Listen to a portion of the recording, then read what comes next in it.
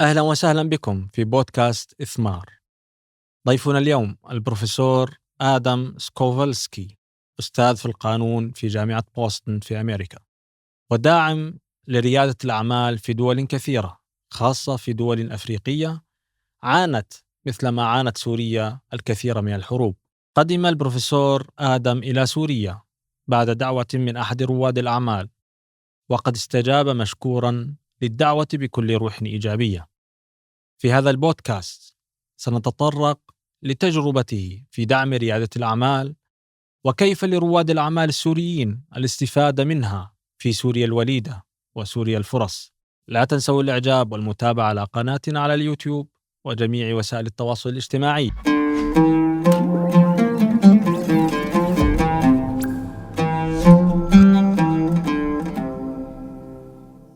Salam alaikum. Yalla. Okay, good. Very good. So this Ithmar podcast belong to the Ithmar consultation and services for investors and entrepreneurs here in Damascus in Syria. And I will start to talk in Arabic and then we will continue in English. مرحبا بكم في بودكاست إثمار التابع لشركة إثمار للخدمات والاستشارات الاستثمارية هنا في قلب دمشق في سوريا. معنا البروفيسور آدم، وهو مواطن بولندي أمريكي، جاء لزيارة سوريا وللاطلاع على ريادة الأعمال وعلى سوق ريادة الأعمال هنا في دمشق في سوريا. البروفيسور آدم له الكثير من النشاطات خارج أمريكا وخارج بولندا في مجال ريادة الأعمال. هو حاصل على درجة في القانون من أمريكا وأيضا الدكتوراه. أهلا وسهلا بكم، وأتمنى لكم متابعة شيقة في هذا البودكاست. You're welcome again. Salam alaikum again and yalla. Okay, very good. So we will discuss at the beginning we need to know more about yourself. What makes you decide to come to Syria after the Tahrir or after the Thawra, please? I think it is because it is such a unique, interesting historical moment when one era ends and a country opens up. It happened in the country where my family comes from, Poland or Polanda. It happens once, hopefully, in a while. It doesn't happen frequently. And when that happens, there's a moment to recreate whatever society existed before. And it's a moment where people have agency and control of what comes next, hopefully. It's when entrepreneurs, people that create new things, reveal themselves. And so what could be a more interesting place to visit? Our school, in rankings for many years, has been number one in teaching entrepreneurship. It seems like it's a good place to observe entrepreneurship in action. Nice. Yeah. So from your perspective, how would you assess the regulatory environment for entrepreneurship in Syria? I will say that in Arabic so that our audience to listen that also. من وجهة نظرك كشخص دارس للقانون بنفس الوقت داعم لريادة الأعمال حوالين العالم، فكيف تقيم الوضع ريادة الأعمال هنا في سوريا؟ So it would be malpractice. It would be irresponsible for me without an education in Syrian law and experience in Syrian law to say a very strong opinion. But what I heard last night at a meeting of between 25 and 30 people that either have their own startups or work at startups or more established businesses, there was a complaint. The observation was expressed, and I'm assuming it's correct, that it is difficult to form a company in which you have many shares, and that it is difficult to then freely exchange, sell those shares. And so that could be considered an area for improvement. I understand there will be a new parliamentary election. There will be a new government in place. There will be people eager to hopefully reform things in a positive way. And so if they ever hear this, there's some feedback about the existing system from people that seemed very genuine, seemed very authentic, a strongly felt feeling that it's difficult to incentivize talented young people to stay. They said, even if you're telling a great story about the problem you're trying to solve, it is difficult to get those people to work for you. If you're a startup, you don't have a lot of money, you're not making money yet, you're trying to get that talent to stay with you. Well, what do you have to offer them? If you can't give them money to feed themselves today, typically in many systems, you give them a share of the company that will be worth something more one day. But if you can't incentivize them with that, then you better tell a very good story and have a very compelling mission to get people to work for you for, well, sometimes nearly free. Otherwise, they'll leave. They'll go somewhere else. They'll do something else. That was the number one thing about the legal system that emerged last night that stuck with me. And again, when people look for advice, they said, well, you've been to different countries, you've seen different systems, you teach this stuff, what works? I forgot to mention, this is one of the reasons I'm visiting is to gather stories, is not so much to profess and tell people what to do, but to listen, gather the stories and share them. So that's one of the motives I'm here, is for future editions of my book series, to collect stories of what's happening and hopefully share this historic moment. And based on those stories, when people said, look, what's the best advice you have in such a situation?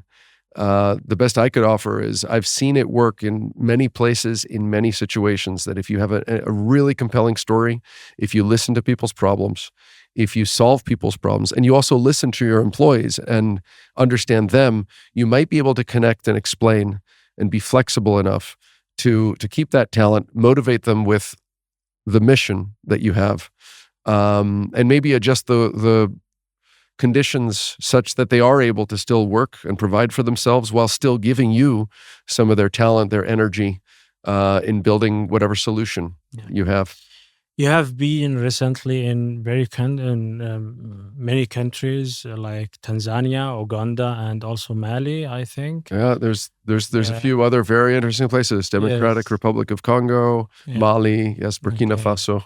So, and you met there also entrepreneurs. Yep. And what is the main sector that you, in your opinion, that needs some country like Syria after a long way in conflict or long way of destruction years? Yeah.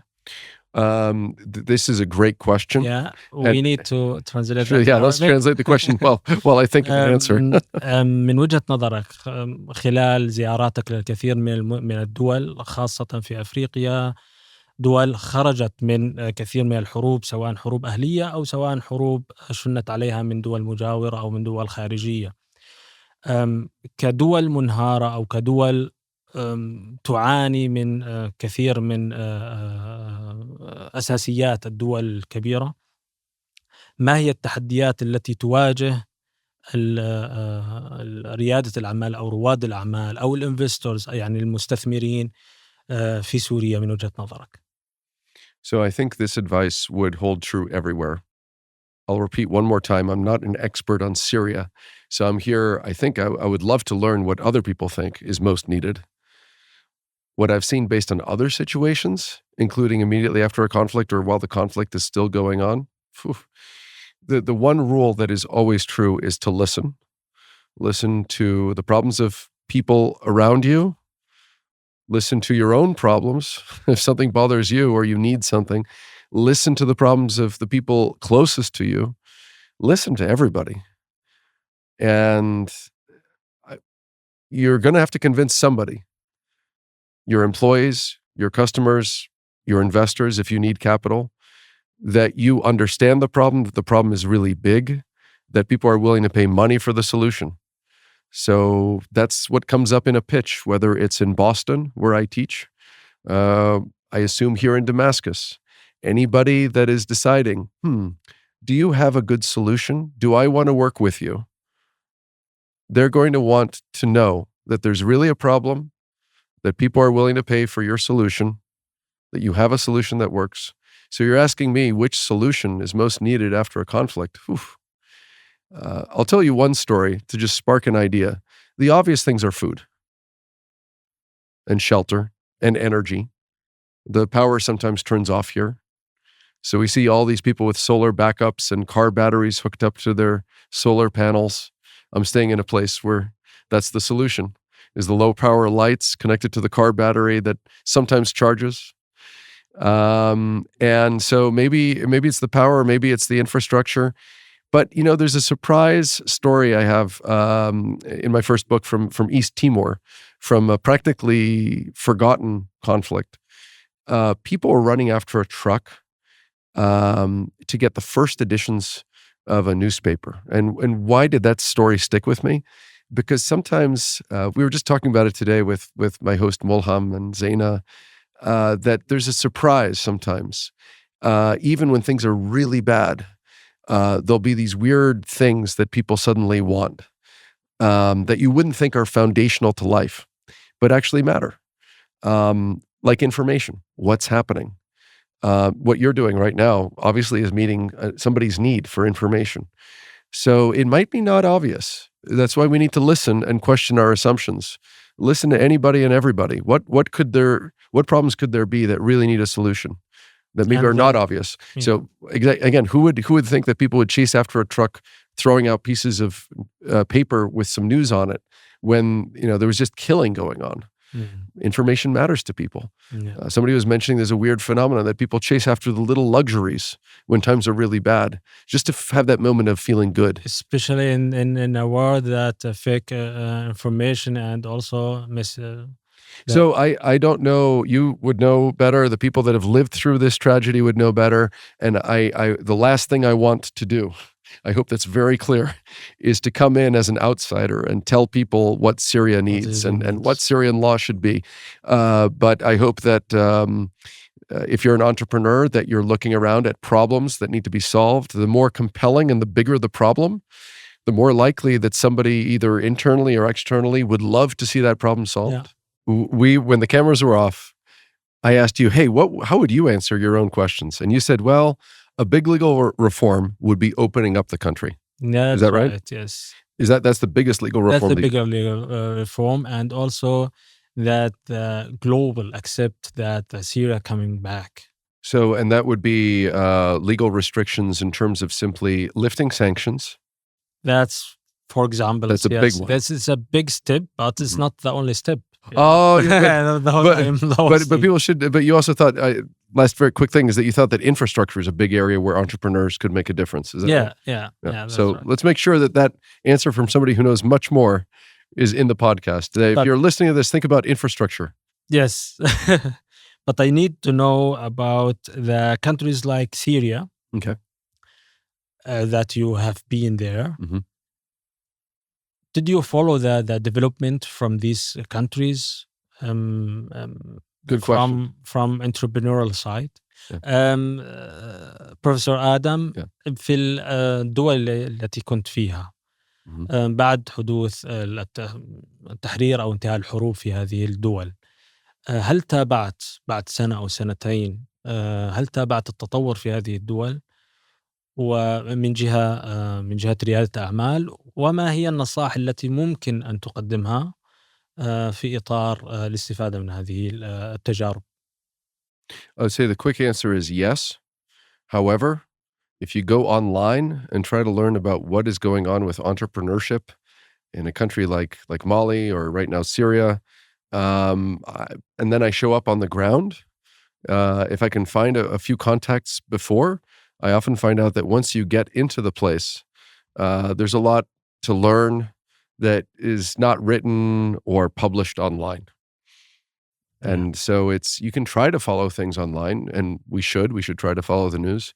But often it's like everything else. Reality can look different once you get into a place and talk with people that maybe are working on something that's not yet public, for example. And there's just little details that people don't think are important, but once you get to a place, you realize are part of the context. It's part of the story. So yeah, I do try to follow the news about, for example, entrepreneurship before I go somewhere. But very often you have to show up and listen. And so my advice to people, whether you're trying to learn or trying to think of your next business idea, it's a good skill to learn how to listen and also ask questions. Okay. I have always this question in my mind. What is the principle should the entrepreneur have in these situations? Because you mentioned yesterday that all the entrepreneur seeking toward the profitable businesses, but you mentioned something glory or something else. We have to seek that. Yeah, that's an interesting thing that's the word you remembered. What I meant to convey, mission, sense of mission, I think. سأل يعني بروفيسور آدم نحتاج إنه نعرف إنه أنت ذكرت امبارح في اللقاء الجماعي مع رواد الأعمال إنه لازم رواد الأعمال ما دائما يتبعوا أو ما دائما يسعوا وراء الأرباح المادية، إنما لازم يكون في عندهم شيء من إنهم يسعوا صح يعملوا ريادة أعمال ويعملوا بزنس وما إلى ذلك، لكن بنفس الوقت لا يكون العامل المادي هو الهدف الرئيسي والأساسي والوحيد في تطوير الأعمال أو في إنشاء الشركات. فكيف فيك تفيدنا في هذا الموضوع؟ Yeah, I think the word that I wanted to convey was a sense of mission. And I think it was in the context, one more time, of how do you motivate people when you don't have the resources to keep them with you based purely on a transaction. And one of the things I try to convey is whether it is a nonprofit or a for-profit, I really do believe this. I'm not the first person to say this, but I think I can emphasize it, that I really have seen it in a lot of situations, including situations in which I'm very close, some situations I'm just observing, that yes, people need money to live. They need food. But that's not the reason that somebody spends the extra hour or the extra weekend for you. Often people do things that are not explained just by money. And people will do amazing things. And we heard people last night, somebody who worked in the humanitarian context for years, and they saw very bad things here and they saw heroic things here. And so probably there's Syrians listening and people around the world, if you tune in and happen to hear this, you might have been in a situation where you saw somebody do things that can't be explained by money.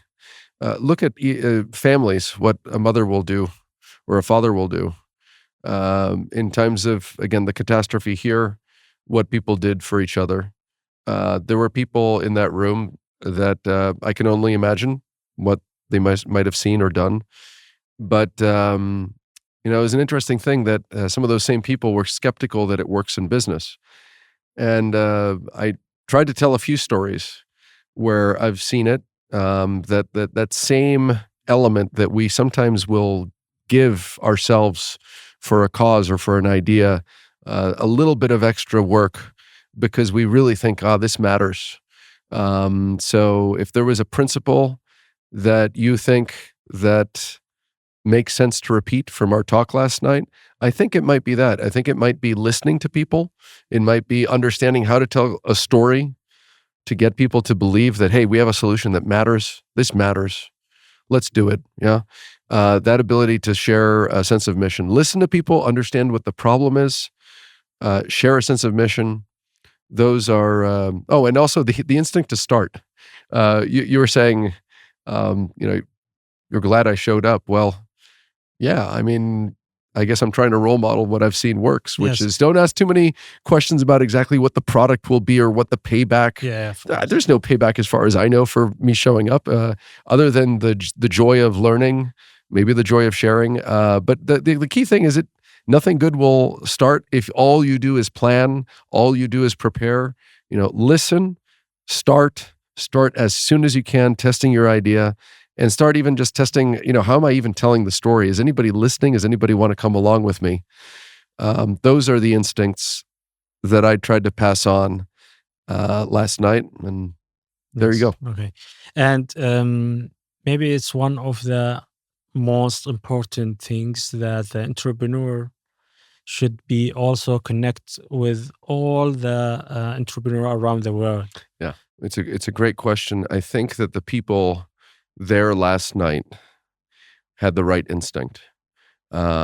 It seems everywhere, almost, I mean, really places that you wouldn't expect it. There's somebody else like you that's also curious in the same things. So if you're an entrepreneur, or you're dreaming of being an entrepreneur, or you just want to be connected with other people, find what that common interest is. There are probably people around you. And we have this incredible invention that 30 years ago, is that 30 years ago? The internet is about 30 years ago. Yeah, right? around, yes. Around yeah. 30 years old. Dot bubbles, yeah. It's incredible to think that right now we have a tool that no generation, before the last pretty much it's about a generation now that we've had this tool in our pockets, our phones. Now, the internet is not always stable everywhere. I've learned today here, but almost anywhere on the planet you can connect with people.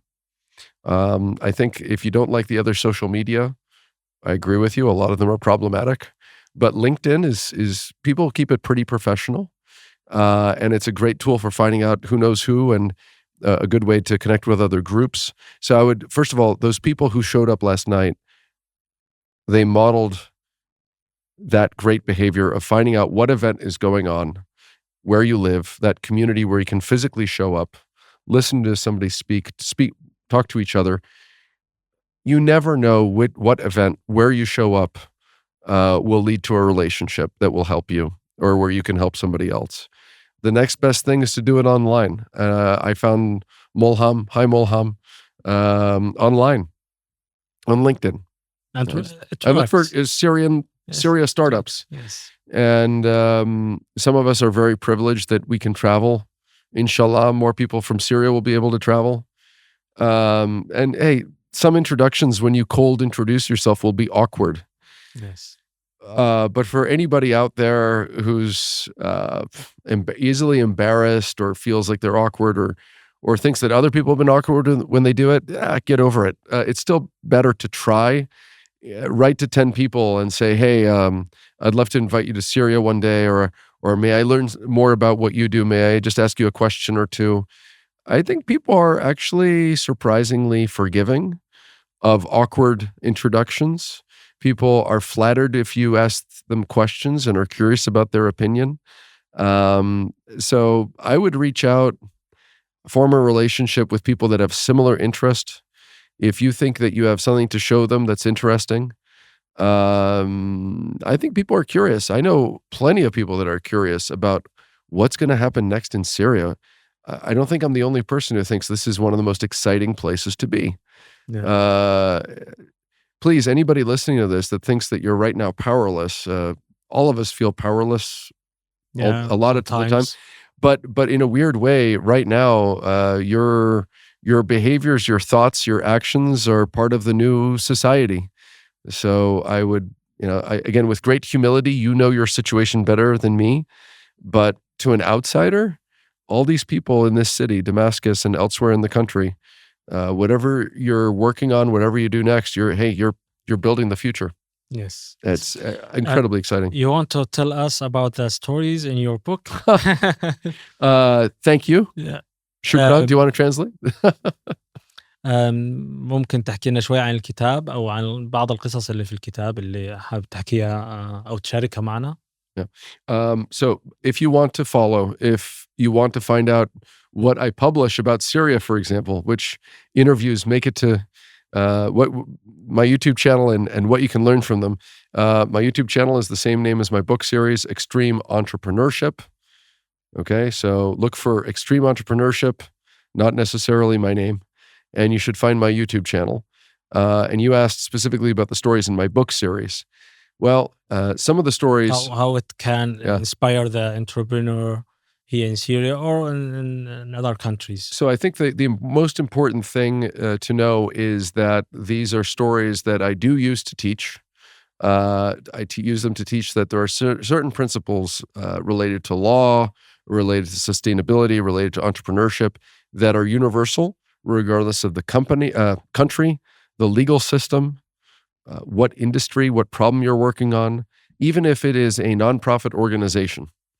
There are some challenges that are similar to what any organization is going through. There are similar problems for every founder. So that's one of the things you'll find everywhere from, Peru during their civil war to East Timor during their 25 years of severe problems. The second book, there are more stories from Africa, like DRC. And I want to emphasize that these are also human stories. I've tried to tell the story from the point of view of the founder, the relationships that mattered, the moments that were difficult, what motivated them. And so even if you're not that interested in business or law, hopefully these are just great human stories of somebody that wants to solve a problem, builds a solution. That's the idea behind the book series and the YouTube channel. So if you do want to follow along any of the stories, they're in the books. Very nice. And on the YouTube channel. When will your next visit to Syria? That's a great question, sir. متى ستكون زيارتك الثانية هنا إلى سوريا دمشق؟ Well, I really hope that I do visit for longer in 2026, but there's a small chance that in the less than 3 months, the 2.5 months that are left in 2025, I might be back. It all depends on whether I truly cannot get a visa to Sudan. Okay. If I can't go to Sudan, I might just come back here.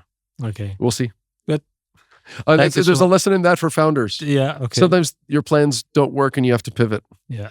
And so whatever human you are on this planet, it's something that we need to learn how to do is when a plan doesn't work out, you go with plan B, and plan B might turn out to be the more fun, exciting plan. If I have to come back to Syria because I can't go to the next country, what place is more exciting right now?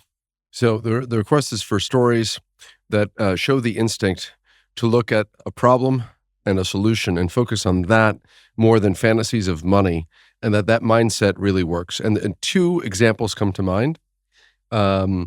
One is the example of Raj in Kathmandu. 3 tragedies defined his story and his solution.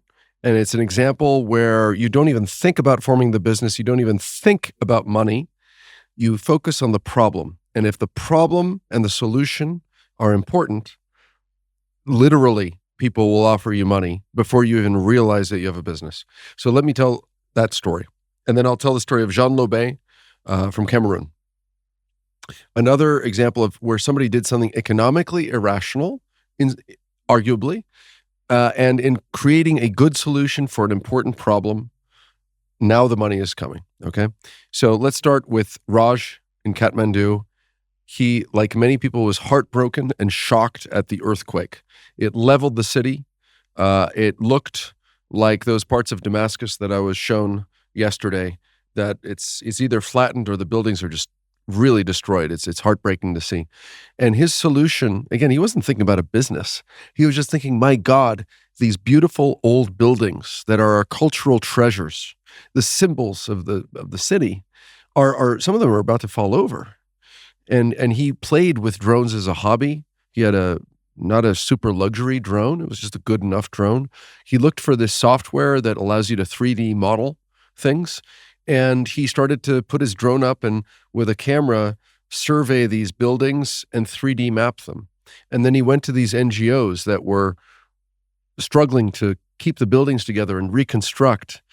And he said, look, just in case things fall more, I have this. Maybe this will help you. And some of them started offering money. And he said, I'm not doing it for the money, but if you want to give me money. They said, no, you've worked hard, you've created a good solution. This is our business, is to take care of things like this. And so he was offered money for his solution. Until then, he wasn't thinking about leaving his job and starting a company. He didn't start his company for years. 2 more tragedies had to happen. And even another solution had to be created for him to even begin to think, oh, maybe I should form a company. The other 2 tragedies were a drone restarted the rotors, the propellers, and cut his thumb. And so he almost had to start training other people to help him with his projects. And another tragedy, the third one, was the pandemic.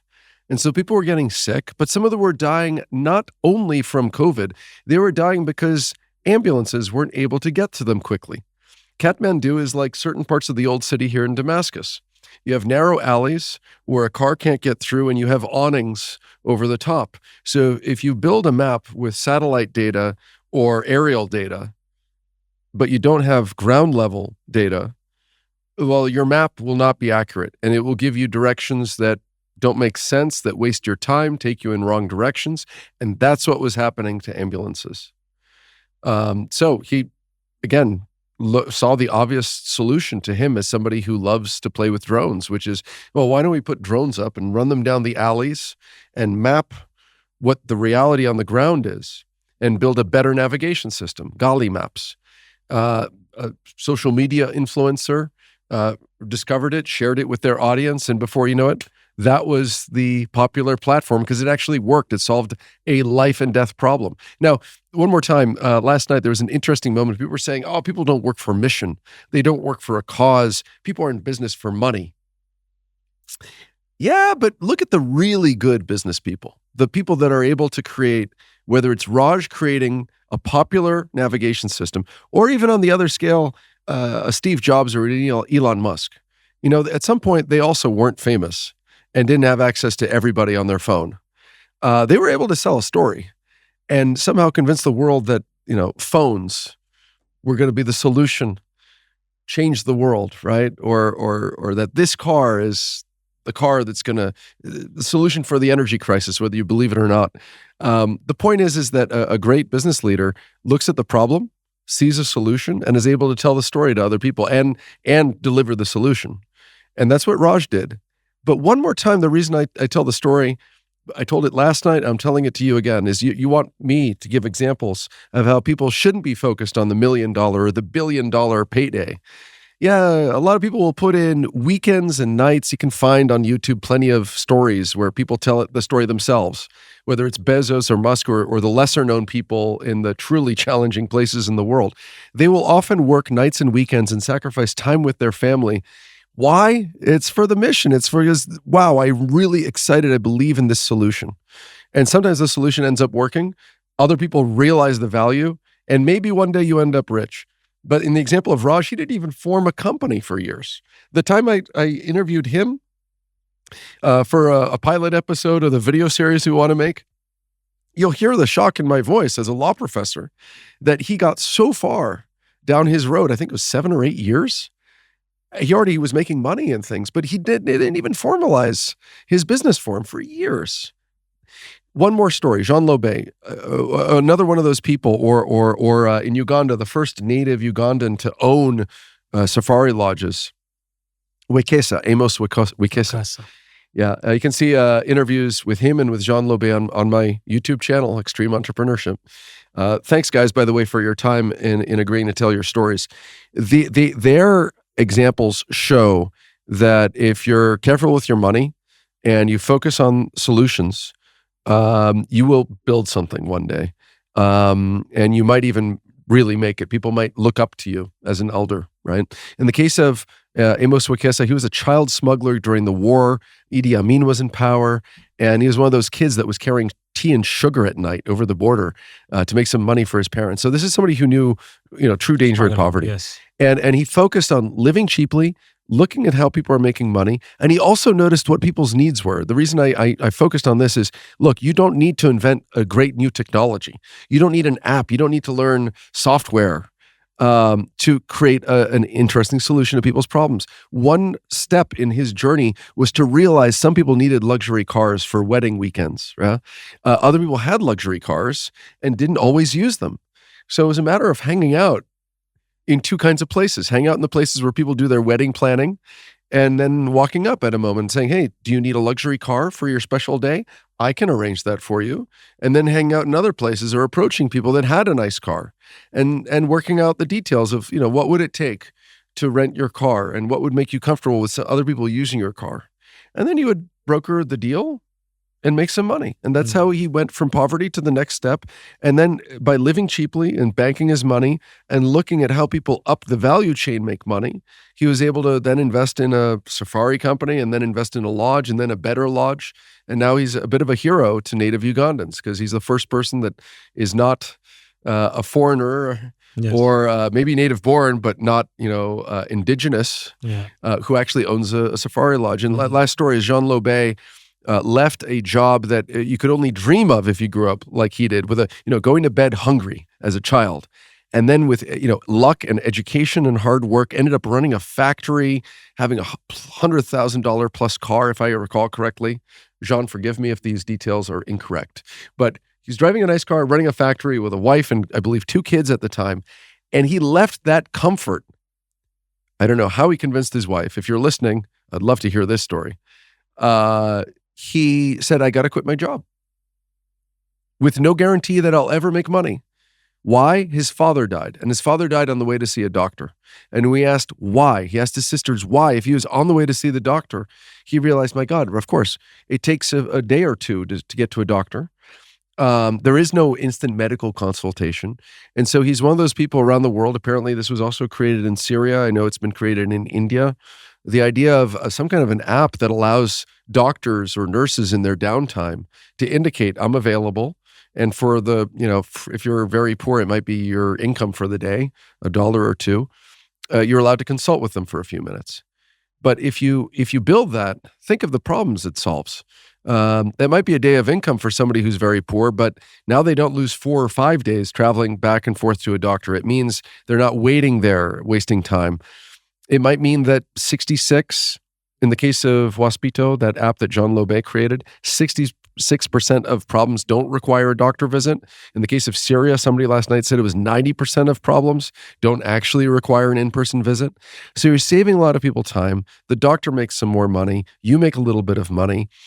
Jean, though, again, to emphasize something, to hear him tell the story, I repeat, he had to leave a very comfortable job with guaranteed income, a respected position with a wife and 2 kids at home, and he left to learn some coding and to not make money for a few years. If you're listening to this, I beg you to think about what kind of madness it might feel like to leave behind security. You have to be really convinced of the problem, that you have a solution, and that it's worth pursuing that. And maybe your solution will work and people will use it. And maybe you'll make enough money that you can now achieve the same level of comfort. But there is no guarantee. I don't know if I would be able to do it. I think that's one reason I'm drawn to these stories, is it's a joy, it's an inspiration to talk to people that are maybe more inspirational than I am, braver than I am. Jean, much respect. I hope I've done justice to your story, and Amos and Raj. One last thing about Jean Lobé. When he talks about the problem and his moment where he decided to leave everything to risk building the solution, it's when he realized that, yes, he suffered. His father's dead, so he suffered. But there's 500 million people just on the African continent. 500 million people are living in that reality. And there's hundreds of millions of more around the world that don't have quick access to a medical professional. So if you're looking for a problem to solve, there it is. Telehealth is one area. There's many aspects to it where innovation is still waiting to happen. But one more time, you don't need to go super high tech. You can go medium tech the way that Raj did. You could go low tech and just do something very basic and just do it better than other people. So other people expressed this idea as well. Sana was one of the women there at the talk yesterday, and she said also she really liked this idea of focusing on problems and solutions. And all this talk of the startup world and capital raising and technology, that should be secondary to identifying a problem and identifying a solution and rallying people around a mission of solving that problem. Of course. And that really is, do you need to call it entrepreneurship? I think people make it too fancy, make it too magical. Yeah. Forgive me, my entrepreneurship colleagues. Maybe we should call it problem solving. To steer people's attention on the real challenge, which is problem solving. Yeah, that's right. Thank you so much for your time. I hope that's what you wanted. Thank you so much for the story. Yes, okay, perfect. Good. Exactly what I want. Thank you again for your time and you're telling us the stories. But I have one more thing. I hope that when you come back to America or to Poland, that you write also stories from Syrian people, because they have a lot of stories like that. Okay, but the people, you need to discover that. Will you help me? Will you help me? I will help you. Yeah, You'll no help me. problem. Okay. Do we want to bring them in and do a podcast series with them? Yes, of course. Stories from New Syria? Yes. Stories from maybe after Free Syria? 2026, maybe we will do that. What would be the coolest name? What would make people remember and tune in? Stories from Free Syria? Is there a way to say it in Arabic, Syrian Arabic, that sounds really cool? Surya. Yes. But Surya. you can, we will figure it out. We'll figure it out? Yes. What's Surya stories? Surya stories. Surya stories. Yes. The new Surya stories. New Surya stories. Yes. So Shur Kama Surya is out. That's already an idea that we've considered and dropped. New Surya. New Surya. Yes. New Surya. Part of it English and part of it Arabic. New I like Surya. that. New Surya. Yes. New Surya. There you go. Okay. A podcast is born. And we'll work together on it. Is that a deal? Thank you so much, Professor Adam, to be here with us in Syria. And thank you for all the people that's supporting us. I want to say thank you to, if anybody's still listening, thank you. If you're in the room with us, this crew of people, there's a crew behind the cameras and the microphones. Is it still recording? Yeah. So may I say shukran? May I say alhamdulillah? To all of you listening, shukran, alhamdulillah. Please let us know whether you found anything valuable. If you have a story to share, please reach out. You can reach out again one more time. Well, this is how you can follow me, but if you want to reach out and contact me, feel free to reach out on LinkedIn. We look forward to hearing from you. Thank you for listening. Shukran. شكرا. Masalam. تمام، شكرا. Masalam. ونتمنى زيارة ممتعة هنا في سوريا وزيارة لاحقة. شكرا جزيلا لك.